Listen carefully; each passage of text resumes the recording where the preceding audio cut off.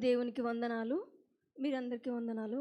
నా సాక్ష్యం ఏంటంటే నేను ఇంతకుముందుకి పాత జాబ్ చేస్తున్నప్పుడు ఇంక్రిమెంట్ ప్రాబ్లమ్‌లో నాకు మేడం చాలా సతాయించింది. ఇస్తా అంటుంది కానీ ఇవ్వట్లేదు క్రిస్మస్ ముందు. 3, 4 మంత్స్ నుంచి బాగా బ్రతిమలాడుతున్నా. ఇంకా ప్రేయర్ చేస్తున్నా. ఇస్తా అంటుంది, ఆశ పెడుతుంది కానీ ఇవ్వట్లేదు. నేను బాగా దేవుని ప్రార్థిస్తున్నా. దేవా బాగా సతాయిస్తుంది, మీరే సహాయం చేయండి. తన మనసును మార్చండి దేవా అని నేను బాగా ప్రార్థిస్తూ స్తుతిస్తున్నా. ఇంకా నాకు ఇంట్రెస్ట్ వస్తలేదు. ఆమె ఇంక్రిమెంట్ ఇవ్వట్లేదు. దేవా నాకు ఈ జాబ్ వద్దు. వేరే జాబ్ అన్నా చూపియండి. మంచి లీవ్స్ ఉండాలి, ఇన్సూరెన్స్ ఉండాలి, మంచిగా పీఎఫ్ ఇవన్నీ ఉండాలి దేవా అని బాగా ప్రేయర్ చేసుకున్నా. ఇంతకుముందుకు చేసే దాంట్లో నేను డయాగ్నోస్టిక్ సెంటర్‌లో చేసినప్పుడు నాకు లీవ్స్ ఉండకపోయేది. పీఎఫ్ ఇంకా ఇంక్రిమెంటు ఇవేమి ఇవ్వలేదు. కొంచెం నాకు లీవ్స్ దగ్గర కూడా ప్రాబ్లమ్ అయితుండే. సండే మాత్రమే నాకు లీవ్ ఇచ్చేవాళ్ళు. మధ్యలో తీసుకుంటే ఇచ్చేది అంతే. కానీ ఎప్పుడు నాకు హిందూ ఫెస్టివల్స్ కానీ ఏ రోజు నాకు రెస్ట్ లేకుండా ఉండేది. ఇంకా ఇంత కష్టపడి నేను 100 కిలోమీటర్స్ ట్రావెల్ చేసి రావాలి, దిల్షుక్‌నగర్‌లో జాబ్ చేయాలి, వెళ్ళాలి అంటే నాకు ఇబ్బంది అవుతుంది దేవా. నాకు ఇంక్రిమెంట్ అడిగినా ఇస్తలేదు, చాలా ఇబ్బందిగా ఉంది, నాకు వద్దు దేవా అని దేవుని ప్రార్థించినప్పుడు ఇంకా జనవరి నాకు శాలరీ పడే ముందు బాగా ఫీవర్ వచ్చింది. ఇంకా ఇదే కరెక్ట్ టైము, చెప్పకుండా నేను మానేయడం బెటర్. ఎందుకంటే చెప్తే మానేస్తే చాలామందిని సతాయిస్తుంది, శాలరీ ఆపేస్తుంది. అందుకు దేవా నన్ను క్షమించు, ఇది చేయడం తప్పే కానీ నాకు ఇంకా ఏ దారి నాకు దొరకట్లేదు దేవా అని శాలరీ తీసుకున్నా. ఇంకా నేను చెప్పకుండా ఫీవర్ ఫుల్ ఉండే ఇంక ఆ టైంలోనే. ఇంకా నేను మానేసిన. ఇక తర్వాత 1 వీక్ తర్వాత వస్తాను వాళ్ళకు ఫోన్ చేస్తుంటే చెప్పినా కానీ నేను వెళ్ళట్లేదు. ఆ టైంలోనే ఆ డయాగ్నోస్టిక్ సెంటర్‌కి ఆన్ కాల్ వచ్చే టెక్నీషియన్ అన్న నాకు తెలీదు అసలు. ఎప్పుడు మాట్లాడలేదు.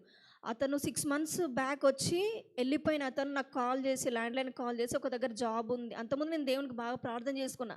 స్తుతించిన, దేవా నాకు జాబ్ ఇచ్చినందుకు వందనాలు.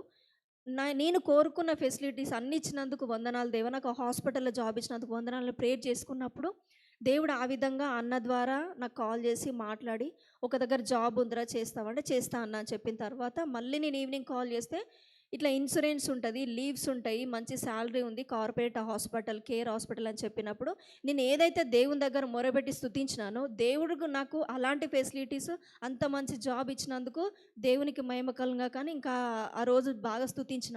ఆ ఫీవర్‌లోనే ఇంటర్వ్యూకెళ్ళినా. ఇంటర్వ్యూ అంటే నాకు భయం. ఎందుకంటే నాకు లాంగ్వేజ్ ప్రాబ్లమ్. దేవా అంత పెద్ద కార్పొరేట్‌లో అందరూ ఇంగ్లీషే మాట్లాడతారు. నాకు అర్థమవుతది కానీ మాట్లాడడానికి రాదు. ఎలా అని బాగా నేను దేవునికి స్తుతించిన. దేవుడు మన హృదయ రహస్యాలను ఎరిగిన దేవుడు కాబట్టి నన్ను తలగా ఉంచిండు దేవుడు. అక్కడ ఉన్న వాళ్ళందరితో దేవుడు నాతో తెలుగులో మాట్లాడించి. ఇంకా ఇంటర్వ్యూ చేసే అన్న నాకు తెలిసినననే.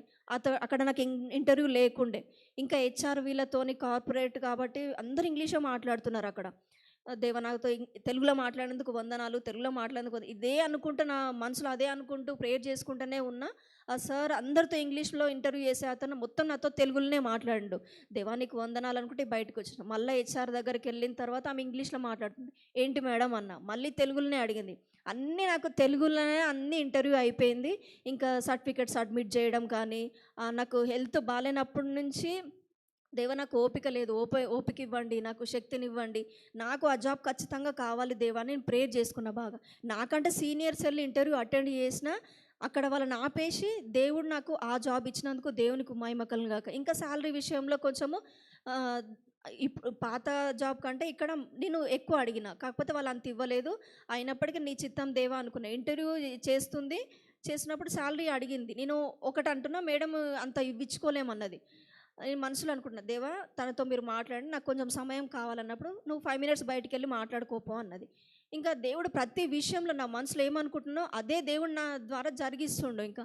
ఇక ఎళ్ళి నేను బయట ప్రేయర్ చేసుకున్నా. దేవా కనీసం నేను అనుకున్నంత కాకపోయినా కొంచెం నేను సాటిస్ఫై అంత నాకు సాలరీ ఇచ్చినందుకు వందనాలు దేవుడా అని నేనెళ్ళి తనతో మాట్లాడినప్పుడు, మీ ఇష్టం అమ్మ, ఇంకా మీరెళ్ళి మాట్లాడుకొని ఇంకా మీ హెచ్ఆర్‌కి చెప్పండి అన్న తర్వాత నేనెళ్ళి బస్సులో వెళ్తున్నప్పుడు అన్న ఫోన్ చేసి, మరి మేడం అయితే ఒక రౌండ్ ఫిగర్ చెప్తుంది. మరి నువ్వేమంటావు? నీ ఇష్టం ఆలోచించుకో అన్న తర్వాత, ఓకే అన్న ఫిక్స్ చేయండి ఇంకా నేను వస్తా అని చెప్పిన.